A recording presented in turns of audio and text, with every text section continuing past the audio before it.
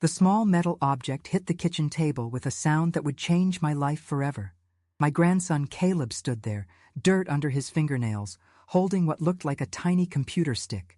"Grandma Margaret, I found this buried under your rose bushes. It was in a plastic bag." My hands trembled as I reached for it. A USB drive. Who would bury a USB drive in my garden? And why? What I discovered 30 minutes later, sitting at my old Dell computer with Caleb beside me, made my stomach drop to the floor. Because hidden in those digital files was the blueprint of my own destruction, and the evidence that would destroy the people I trusted most. My name is Margaret Doyle. I'm 69 years old, and I've spent the last 47 years bent over a sewing machine in my garage, stitching dreams into wedding dresses for Denver brides.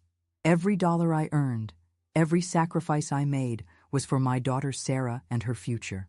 I saved $210,000 over those decades, dollar by careful dollar, and foolishly put it in a joint account with Sarah and her husband Dario Collins. I'm so happy you're here listening to my story.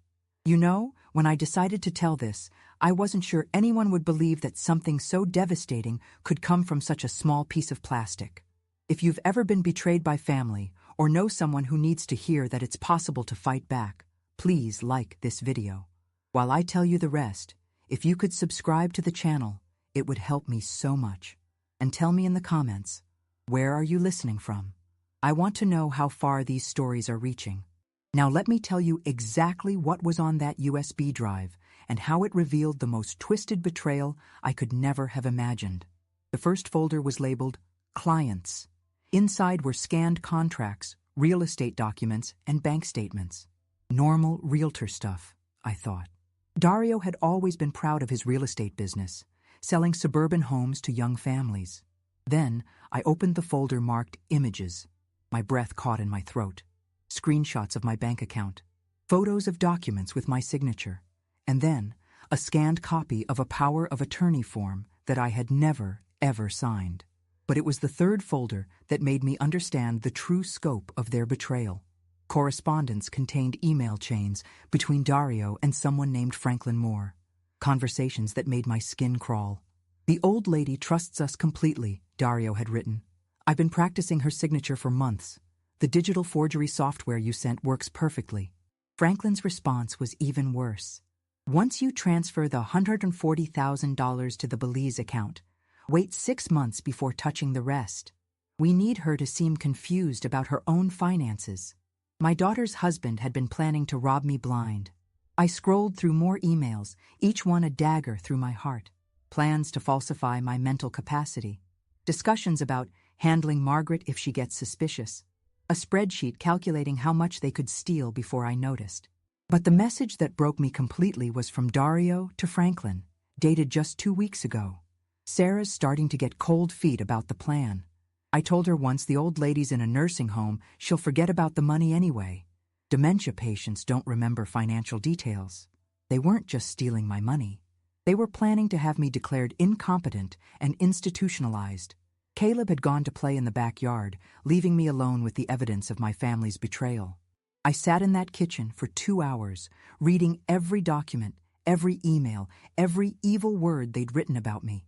By the time Sarah came home from her shift at the medical office, I had made my decision. I printed everything. I burned copies to 3 different USB drives. And I called the one person in Denver I knew could help me. Ramiro Evans answered on the second ring. "Margaret? Haven't heard from you since the neighborhood barbecue. What's going on?" Ramiro was a retired detective from the Denver Police Department, a man known for his thoroughness and integrity. More importantly, he was someone who understood that behind every financial crime was a human story. "Ramiro," I said, my voice steadier than I felt, "I need your help. I think my family is trying to steal everything I own. I'll be right over." When Sarah walked through the front door an hour later, she found me sitting calmly at the kitchen table with Ramiro, the printed emails spread between us like evidence at a crime scene. "Mom?" she said, her voice tight with suspicion. "What's Mr. Evans doing here?" "Oh, just catching up, honey," I replied, watching her eyes dart to the papers on the table. "You know how much I value honest people." Sarah's face went pale. For just a moment, I saw something flicker in her eyes.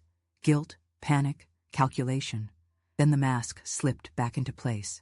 "Well, I'll let you two visit," she said, backing toward the stairs. "I'm exhausted." As soon as her bedroom door closed, Ramiro leaned forward. "Margaret, what you've shown me here is enough for multiple felony charges. Forgery, wire fraud, conspiracy to commit elder abuse. This isn't some family dispute. This is organized crime. What do? We gather more evidence. We document everything. And we make sure that when the time comes, your family learns exactly who they've been messing with." That night, I lay in bed listening to the sounds of my house. Sarah's muffled phone conversation through the thin walls. Dario's car pulling into the driveway at midnight. Footsteps in the hallway. For 47 years, I had felt safe in this house. I had sewn thousands of dresses in the garage, hosted birthday parties in the backyard, and believed that the love I poured into this family was being returned. Now I knew the truth. The people sleeping under my roof saw me as nothing more than a bank account with legs, a problem to be solved, an obstacle to their wealth. But they had made one critical mistake.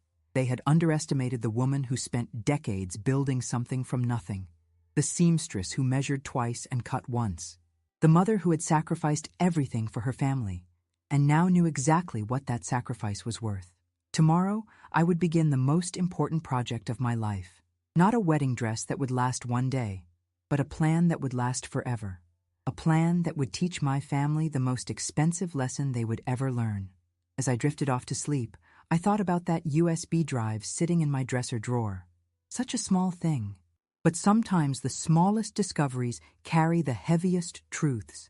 And sometimes, when you find the truth buried in your garden, you realize it's time to plant something new in its place. Something called justice. The next morning, I woke up with a clarity I hadn't felt in months. The fog of confusion that Sarah and Dario had been creating around me lifted completely.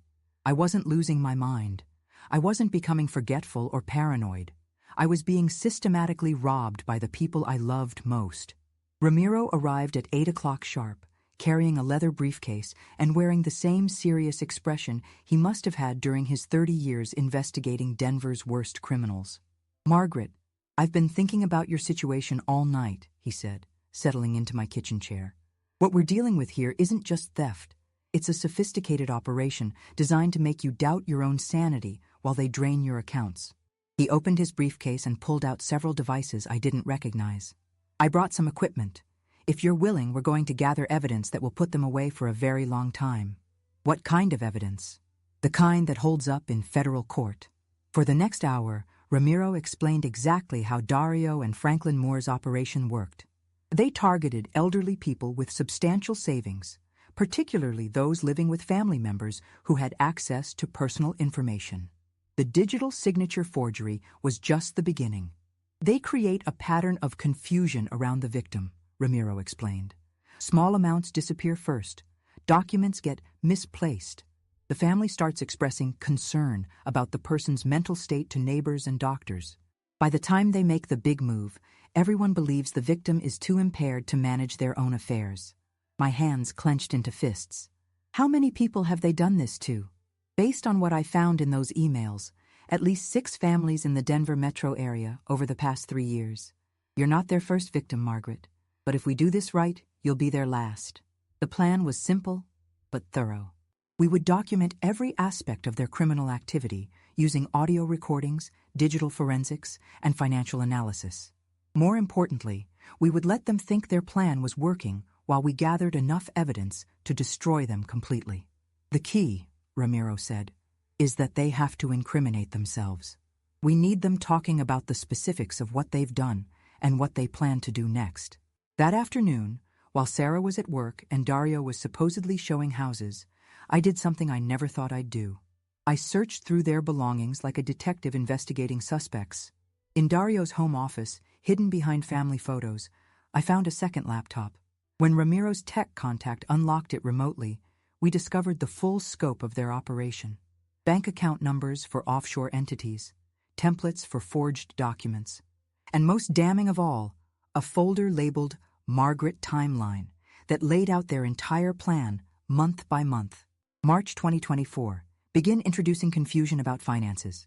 April 2024. First small transfer, $15,000. Test her response. May 2024. Suggest she needs help managing money. June 2024. Arrange medical evaluation for competency. July 2024. Major transfer, $140,000 to Belize account.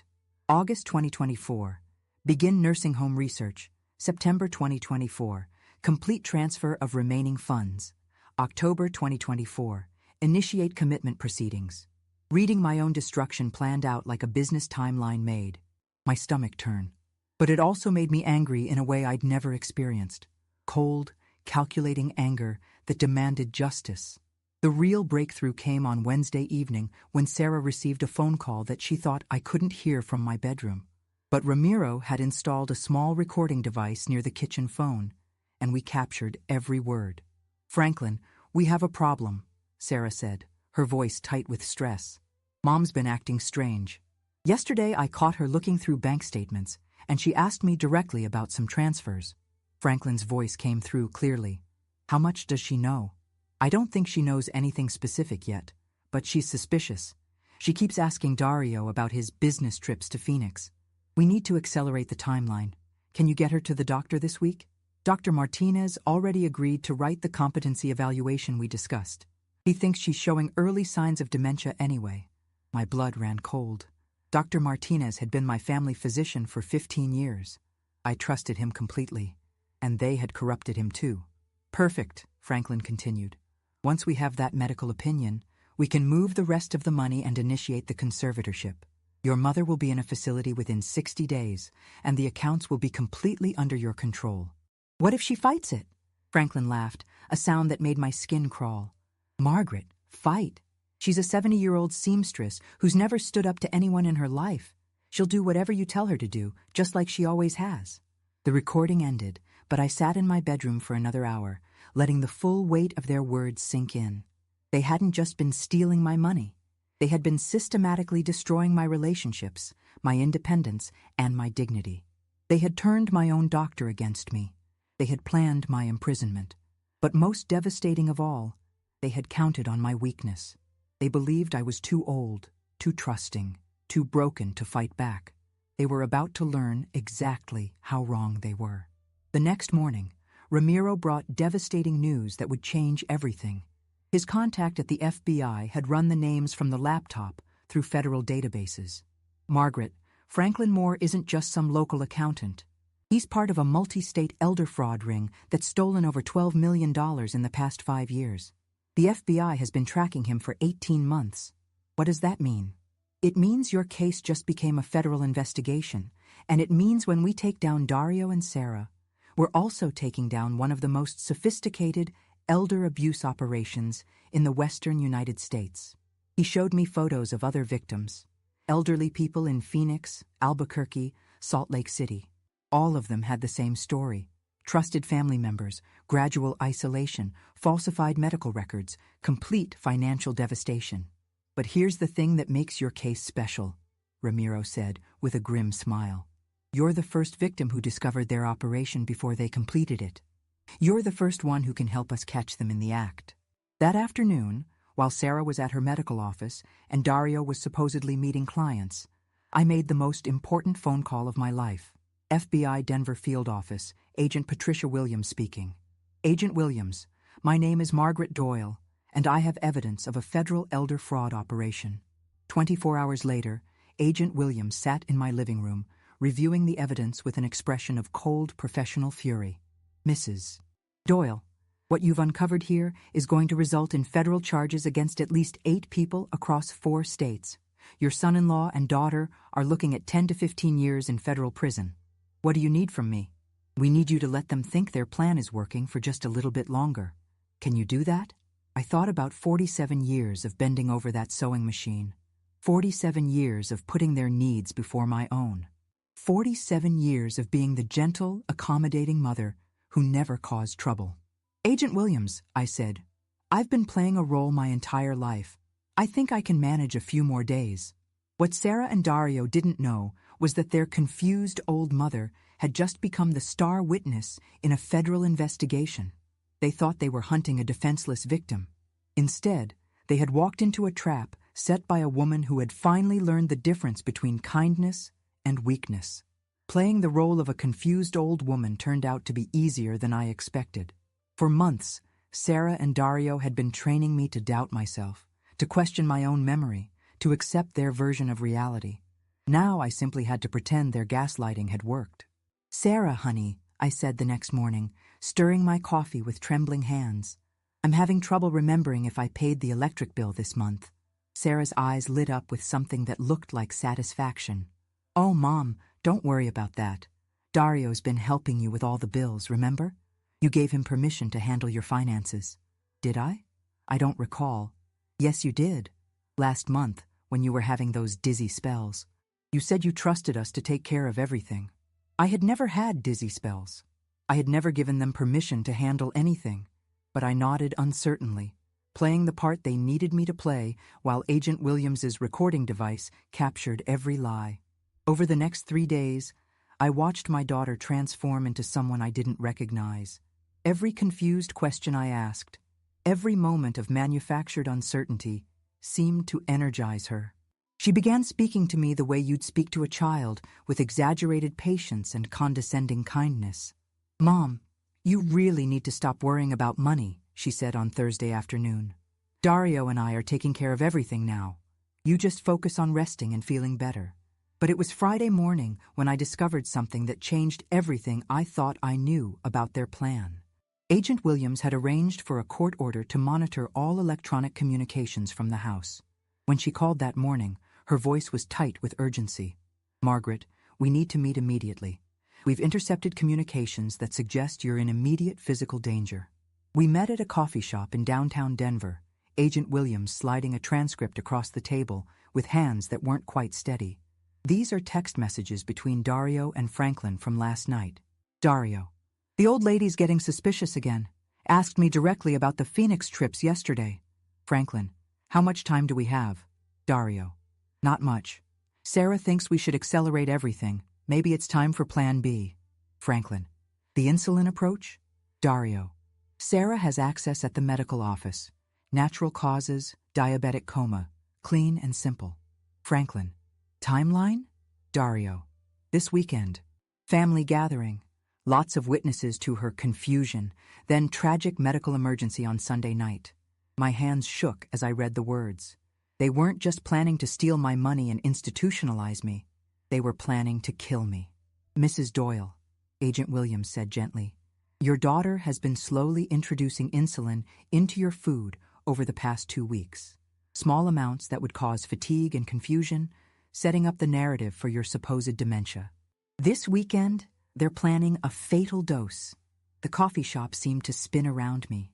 The fatigue I'd been feeling, the moments of dizziness that Sarah had been so quick to point out to neighbors, the way I'd been sleeping more heavily than usual, they had been poisoning me. Agent Williams continued, her voice professional but carrying an undercurrent of barely controlled anger. "We also discovered the full scope of their financial operation. Margaret, they haven't just stolen $140,000 from you. Over the past 6 months, through various small transfers and forged documents, they've taken $187,000. She showed me bank records that made my vision blur. Transfer after transfer, each one authorized with my forged signature. Money I had spent 47 years saving, gone to pay for Dario's gambling debts, Sarah's shopping sprees, and deposits into offshore accounts I'd never heard of. But there's more, Agent Williams said, opening another folder. The USB drive your grandson found? It belonged to Franklin's previous partner, a man named Robert Chen, who tried to leave the operation last year. What happened to him? He's missing. Has been for 8 months. His family thinks he moved to California, but his car was found in a ravine outside Phoenix. We believe Franklin and Dario killed him to keep him quiet. The magnitude of what I had stumbled into hit me like a physical blow. This wasn't just elder abuse. This was organized crime, murder, and I was next on their list. What do we do? Agent Williams leaned forward. We give them exactly what they think they want. We let them believe their plan is working perfectly. And then we destroy them. That evening, Sarah announced that she was planning a small family dinner for Sunday, to celebrate how much better Mom is feeling with our help. She invited her Aunt Linda, my sister from Colorado Springs, and made a point of mentioning how important it was for family to spend time together, while we still can. The dinner was planned for Sunday at 6. According to the intercepted messages, the insulin overdose was planned for Sunday at midnight, after everyone had gone home and could testify to my normal behavior at dinner. But what Sarah and Dario didn't know was that Sunday would also be the day that the FBI's multi-state elder fraud task force would simultaneously arrest 17 people in 4 states, dismantling one of the most sophisticated criminal organizations in federal history. Saturday night, I sat in my bedroom holding the original USB drive that had started everything. Such a small thing to hold such enormous consequences. I thought about Robert Chen, probably killed for trying to leave this very operation. I thought about the other victims Agent Williams had shown me, elderly people who had lost everything and never knew why. But mostly, I thought about my daughter, the little girl I had rocked to sleep, whose scraped knees I had bandaged, whose college education I had worked double shifts to afford, the woman who was now planning to murder me for money. Grief and rage fought for control in my chest. How do you mourn someone who's still alive? How do you love someone who wants you dead? My phone buzzed with a text from Agent Williams. All units in position. Tomorrow we end this. Sunday morning dawned clear and cold. Typical December weather in Denver. I dressed carefully in my best navy dress, the one I'd worn to Sarah's college graduation. I wanted to look dignified when I destroyed my family. At 5:30, Linda arrived with a homemade apple pie, her face bright with the uncomplicated joy of a sister visiting for Sunday dinner. She had no idea what was really happening, and I prayed she never would have to learn the whole truth. "Margaret, you look wonderful," she said, hugging me tightly. "Sarah says you've been feeling so much better lately." "Yes," I replied, watching Sarah arrange flowers in the dining room. "I feel like I'm finally seeing things clearly." Dario arrived at exactly 6 o'clock, carrying a bottle of wine and wearing the kind of smile I now recognized as purely predatory. He kissed my cheek with lips that felt like ice. "How's my favorite mother-in-law feeling today?" "Never better, Dario. Never better." During dinner, I watched them perform the roles of loving family members with Oscar-worthy skill. Sarah fussed over my medication, making sure I took my vitamins with concerned attention that would have fooled anyone who didn't know she was actually monitoring my insulin levels. Dario told charming stories about his real estate clients, never mentioning that his business was actually a front for money laundering. Linda praised them both for taking such good care of me, and I saw Sarah and Dario exchange a look of pure satisfaction. Everything was going according to their plan. What they didn't notice was the small recording device pinned inside my dress collar, or the unmarked van parked across the street, or Agent Williams sitting in the corner booth at the restaurant next door, coordinating the final phase of an 18-month federal investigation. At 8 o'clock, Linda left for her drive back to Colorado Springs, hugging me goodbye with tears in her eyes. "Take care of yourself, sis. And thank God for Sarah and Dario. Not everyone is blessed with such devoted family." After Linda's car disappeared down the street, the atmosphere in the house changed immediately. Sarah's concerned smile vanished. Dario's charm turned cold and calculating. "Well," Sarah said, clearing the dinner dishes with sharp, efficient movements, "that went well. Linda was very impressed with how stable you've been lately." "Yes," Dario agreed, opening his laptop at the kitchen table. "Very stable. Very predictable." They thought they were alone with their victim. They thought the last witness had gone home. They thought it was time to finalize their murder plan. Instead, it was time for them to confess their crimes to a federal recording device. "So," Sarah said, sitting across from Dario, "tonight's the night? Everything's ready. I've calculated the exact dosage. Franklin confirmed the timeline. By tomorrow morning, it'll all be over. And you're sure the autopsy won't show anything suspicious?" Dario laughed, a sound that made my blood freeze. "Sarah, you work in a medical office. You know how many diabetic emergencies look exactly like natural causes, especially in confused elderly patients with a history of recent mental decline." Sarah nodded, then looked toward the living room where I was supposedly watching television. "She has no idea, does she?" "None at all.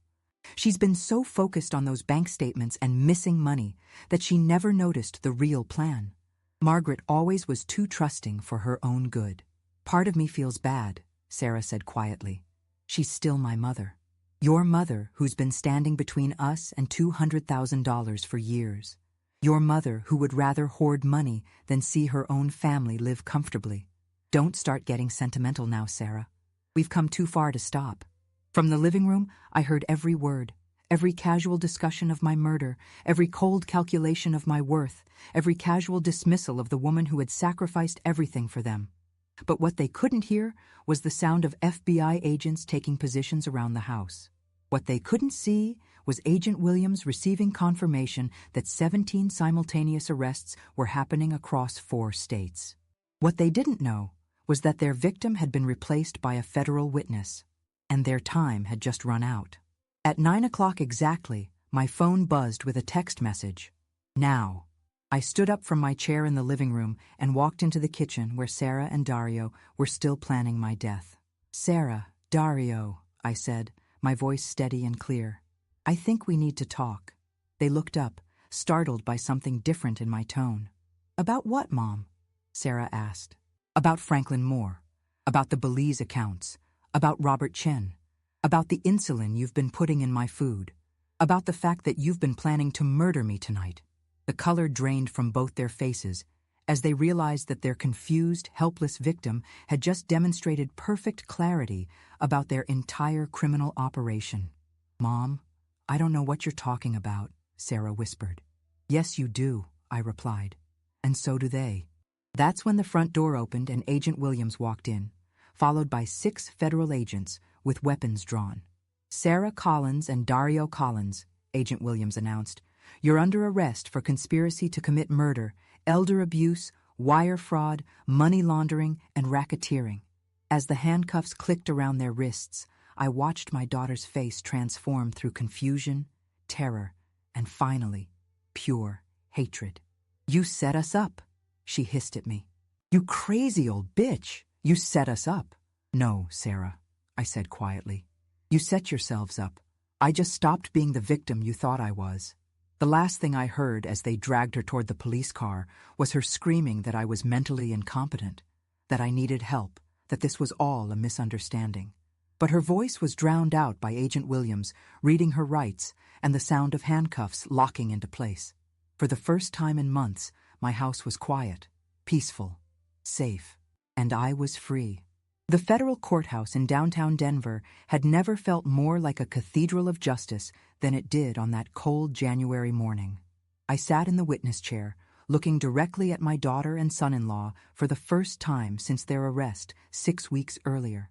Sarah wore an orange jumpsuit that made her skin look gray and hollow. Dario sat beside her, his realtor charm completely gone, replaced by the desperate look of a man who knew his life was over. Between them sat their court-appointed attorney, a tired-looking woman who clearly knew she was fighting a losing battle. Mrs. Doyle, prosecuting attorney James Henderson said, please tell the court about the evening of December 15th when you confronted the defendants about their plan to murder you. The courtroom was packed. Local news crews, FBI officials, and family members of other victims from across 4 states. What had started as my personal nightmare had become the largest elder fraud prosecution in federal history. I walked into my kitchen, I said, my voice carrying clearly through the silent courtroom, where my daughter and son-in-law were discussing the exact dosage of insulin they planned to inject me with that night. A murmur rippled through the gallery. Even after 6 weeks of pretrial hearings, the casual brutality of their plan still shocked people. And what did you do then? I told them exactly what they had done. Every theft, every forgery, every lie, every plan to murder me.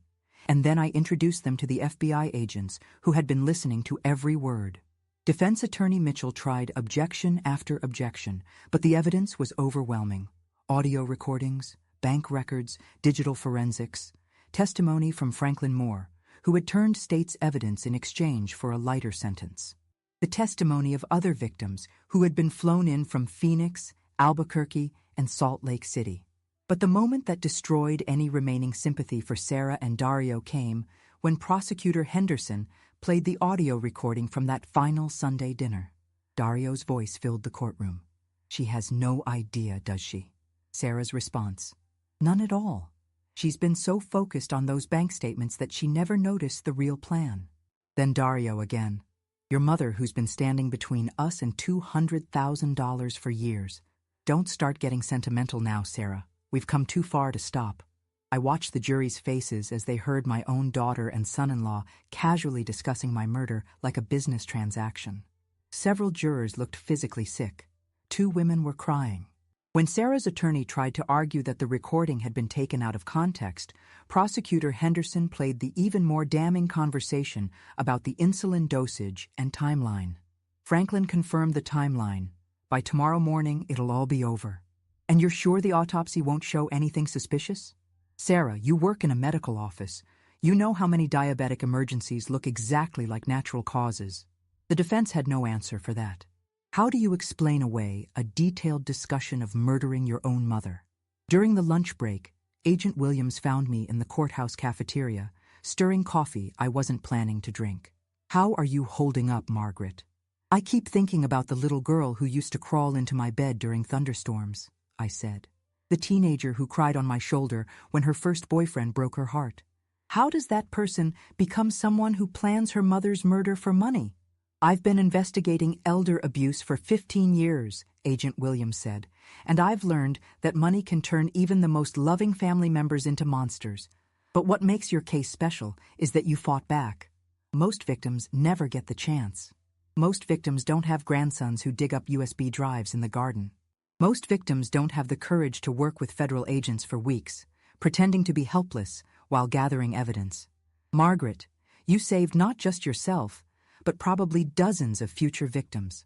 That afternoon, the defense called their only witness, Dr. Martinez, the family physician who had agreed to falsify my mental competency evaluation. Under oath, Dr. Martinez admitted that Sarah had approached him months earlier with concerns about my declining mental state.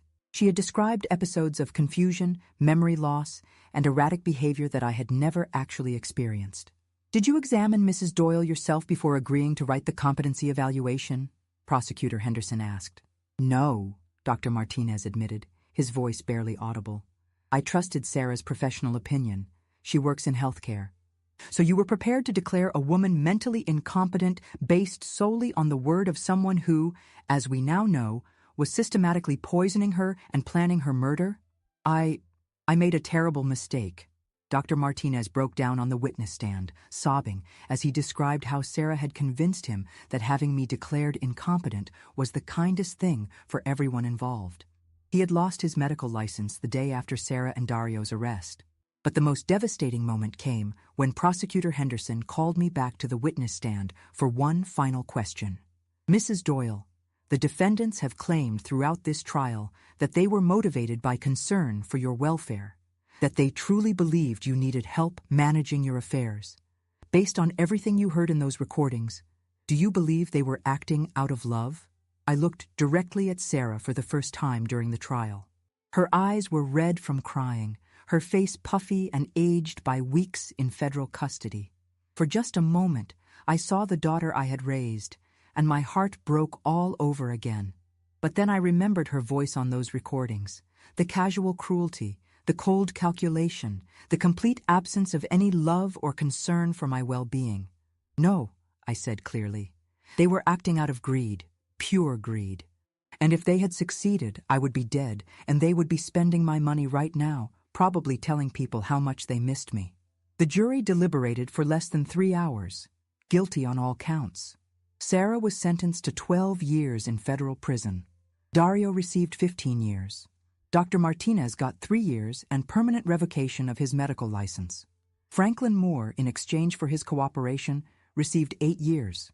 But the sentences weren't the moment of justice I had been waiting for. That came during the victim impact statements, when I finally got to tell my daughter exactly what her betrayal had cost. "Sarah," I said, standing at the podium in that federal courtroom, "you didn't just try to steal my money. You tried to steal my sanity, my independence, my dignity, and finally my life. You turned my own doctor against me. You made me doubt my own mind. You poisoned my food and planned my murder. She was crying, but I wasn't finished. For 47 years, I worked in that garage, sewing wedding dresses for other people's happy days, saving every dollar for your future. I sacrificed my own comfort, my own dreams, my own happiness, because I thought that's what mothers do for their children. My voice grew stronger with every word. But what you taught me is that family isn't about blood. It's about love and respect and basic human decency. And you proved that you are no longer my family. Sarah looked up at me then, her eyes pleading for some sign of forgiveness, some indication that our relationship could somehow be repaired. You are a stranger to me now, I said. A stranger who happens to share my DNA. And when you get out of prison in 12 years, I hope you've learned the difference between love and theft, because I will never make that mistake again. The judge's gavel came down with a sound like finality itself. As the bailiffs led Sarah and Dario away in shackles, I felt something I hadn't experienced in months. Complete, overwhelming relief. The nightmare was over. The people who had tried to destroy me were going to prison, and I was free to rebuild my life exactly as I chose. Agent Williams found me outside the courthouse, where reporters were shouting questions and cameras were flashing. Margaret, what's next for you? I thought about my empty house, my $187,000 in recovered funds, my garage workshop where I hadn't sewn a single dress since finding that USB drive. I'm going to learn how to live for myself, I said. For the first time in 69 years, I'm going to discover who Margaret Doyle really is when she's not trying to take care of everyone else. The reporters kept shouting questions, but I walked away. I had said everything I needed to say. Later that evening, as I sat in my quiet kitchen with a cup of tea, my phone rang. The caller ID showed a number I didn't recognize. Mrs. Doyle, this is Carolina Mendez from the Golden Years Foundation. We're a non-profit organization that helps elderly victims of family fraud. Agent Williams gave us your contact information. How can I help you? Actually, we were hoping you might consider helping us. Your case has become national news, and we've been flooded with calls from other victims who want to know how you fought back. Would you consider sharing your story? I looked around my kitchen, thinking about all the other Margaret Doyles out there. Elderly people being gaslighted by their own families. People being slowly poisoned, financially drained, and psychologically destroyed by the people they trusted most. Yes, I said. I'd like that very much. Because Sarah and Dario had made one final mistake. They thought destroying me would silence me forever. Instead, they had created a witness, a survivor, a voice for everyone who had ever been told they were too old, too confused, or too weak to fight back. And that voice was just getting started. 6 months later, I woke up in my new apartment in Boulder, Colorado, to the sound of birds singing outside my bedroom window. Sunlight streamed through white cotton curtains that I had chosen myself, without anyone telling me they were too expensive or unnecessary. My reflection in the bathroom mirror still surprised me sometimes. The woman looking back had shoulder-length silver hair, styled in soft waves, instead of the tight gray bun I'd worn for decades. Reading glasses with modern blue frames, instead of the old wire-rimmed ones Sarah had always said, made me look ancient. A soft pink sweater that actually fit properly instead of the oversized, shapeless clothes I'd worn to disappear into the background of my own life. At 70 years old, I was finally learning what it felt like to take up space. My morning routine had become something I actually looked forward to. Coffee on the small balcony overlooking the Flatirons, reading emails from other elder abuse survivors who had found my story through the Golden Years Foundation, and reviewing my schedule for the day. Today was special. I was speaking at the Colorado State University Law School about elder fraud recognition and prevention. 3 months ago, I would have been terrified at the thought of addressing a room full of law students. Now, it felt like the most natural thing in the world. My phone buzzed with a text from Agent Williams. Saw the CNN article about your foundation work. You're becoming quite the celebrity advocate. Coffee next week when I'm in Boulder? The CNN article. Even now, it felt surreal that my story had reached that level of national attention. Denver grandmother brings down multi-state elder fraud ring had led to speaking invitations, foundation board positions, and most importantly, calls from hundreds of other victims who finally felt brave enough to speak up. At 10 o'clock, My neighbor Mrs. Chen knocked on my door. She was 82, a retired professor whose children lived in California and rarely called. We had bonded over morning coffee and the shared understanding of what it meant to rebuild your life after betrayal. "Ready for your big speech today?" she asked, settling into my kitchen chair with the familiarity of genuine friendship. "More than ready. I've been waiting my whole life to have something important to say." Mrs. Chen smiled.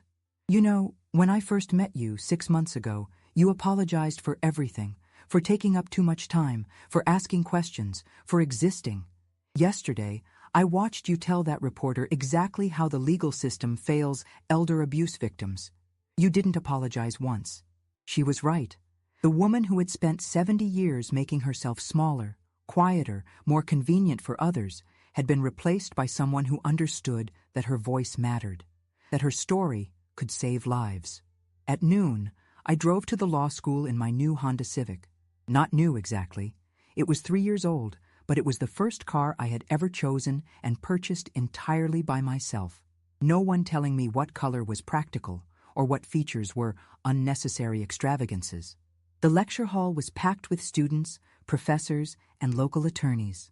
As I walked to the podium, I thought about the last time I had spoken to a large group, my victim impact statement at Sarah and Dario's sentencing. That had been about pain and betrayal. This was about hope and prevention.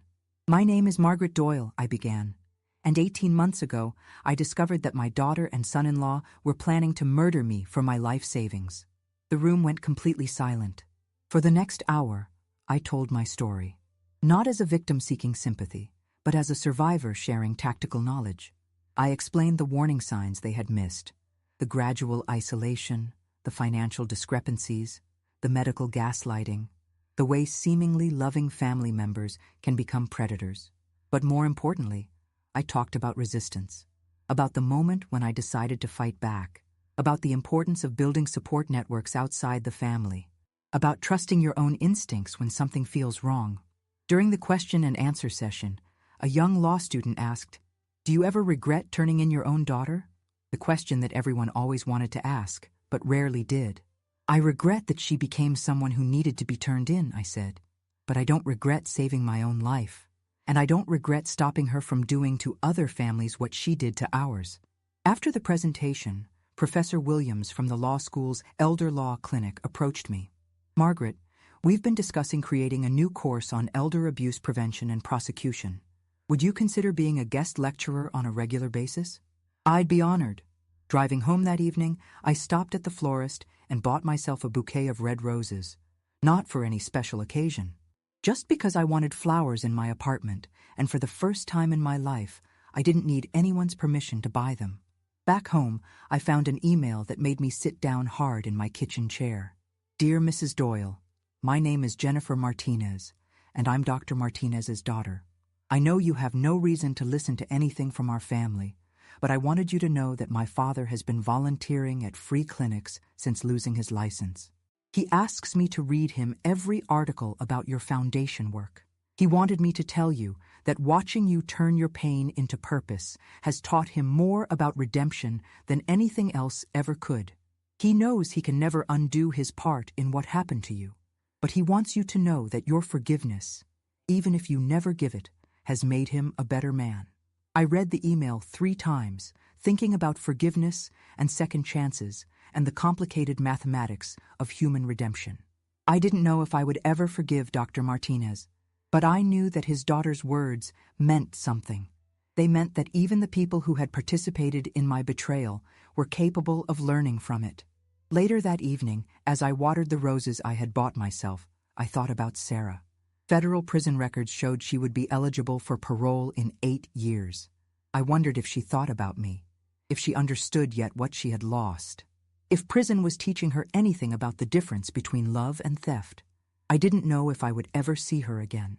I didn't know if I wanted to, but I knew that I was no longer the woman who had defined herself through other people's needs. I was Margaret Doyle, elder abuse survivor, victim advocate, law school lecturer, woman who bought herself flowers and drove her own car and spoke truth to power. I was finally, at 70 years old, exactly who I was meant to be. And every morning when I woke up to birds singing outside my window, I remembered that sometimes the most beautiful transformations come from the deepest betrayals. Sometimes you have to lose everything to discover who you really are.